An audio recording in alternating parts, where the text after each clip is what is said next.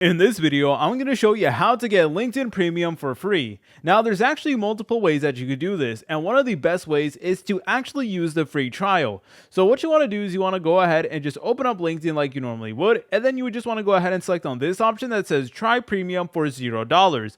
And basically, it is going to allow you to do a free trial that you guys could actually use, and it's honestly pretty good. So you get one entire month of free, and basically what you need to do is you need to cancel your subscription right before the 1 month, and then afterwards you're not going to get charged or anything like that. So you will still need to link your bank account and stuff like that, but after that 1 month is over, you can go ahead and create a new LinkedIn account if that is something that you're willing to do. But yeah, well, the one limitation with this is that it is only for 30 days, but there are still some other things that you guys could attempt to do. Now, if you're a student or you're a graduate watching this video, LinkedIn sometimes partners with universities or organizations to provide free premium services to students and recent graduates.